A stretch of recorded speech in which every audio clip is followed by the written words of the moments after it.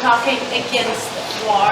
Thank you for bringing up the fact that Yemen is paying for what is going on in between the Saudi and the US. And I, as an Afghan American, have seen the effect of war. The Cold War that started in the 70s and 80s in between the Soviets and America, Afghans are still paying for it.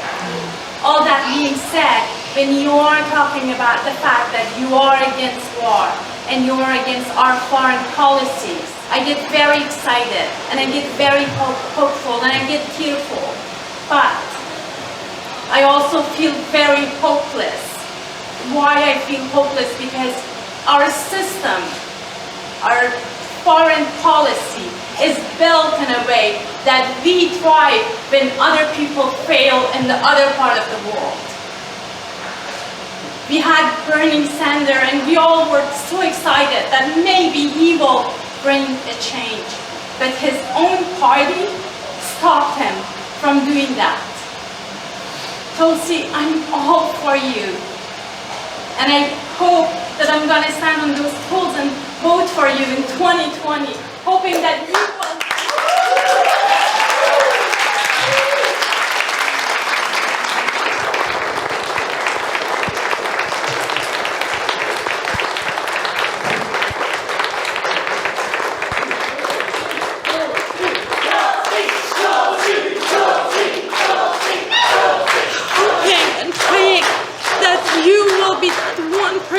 Who will make the change, who will bring the change, who will be the voice for the voiceless, who will be the person who can say that the war that we start here, the billions of dollars that we are spending on this war can go to our addicts, to the mental health, to our healthcare here in the States.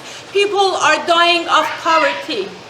And yet people are dying of poverty in Afghanistan, in Syria, in Yemen, in Iraq, in parts of Africa, because we have started those wars. Tulsi, how are you going to fight your own party, our own Democrats? How? Yes. No more wars. No more wars. No more wars. No more wars. No more wars. No more wars. No more wars. No more wars. No more wars. No more wars.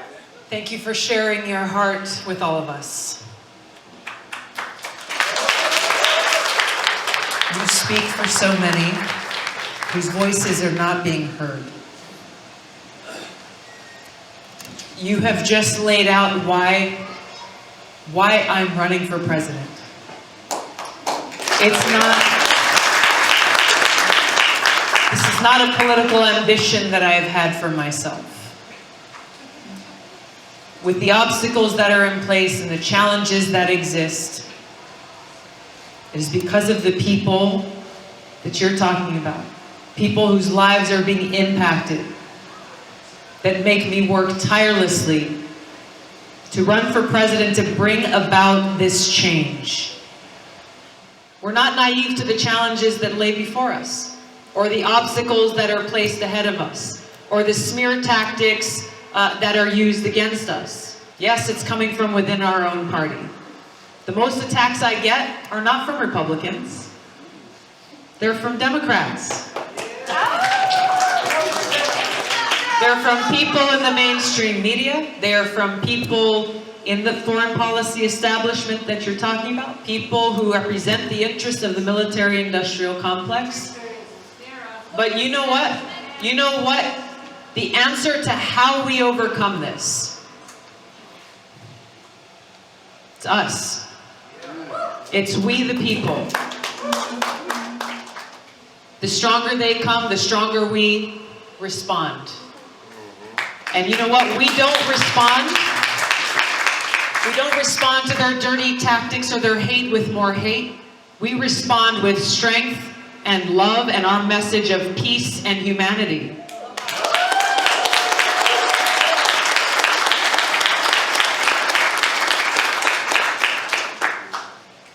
We cannot lose faith in the power that we hold within our own hands, our own feet, our own voices in our hearts.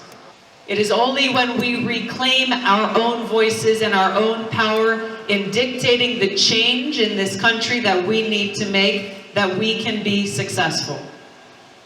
People will get into a lot of conversations about political tactics and how do we win this race and who's going to beat Donald Trump.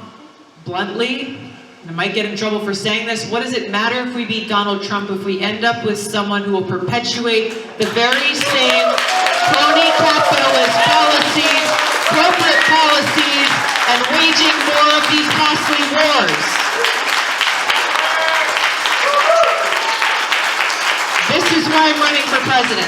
This is not a joke. This is not for fun. This is not about me. It's about all of us. It's about our future. Making sure that we have one. I ask for all of your support. I ask you to stand shoulder to shoulder with me in this movement for peace abroad, peace at home, so that we can fight for that path towards a bright future with opportunity and justice, equality, and respect for all. Thank you so much for coming out, everybody. Aloha. Thank you.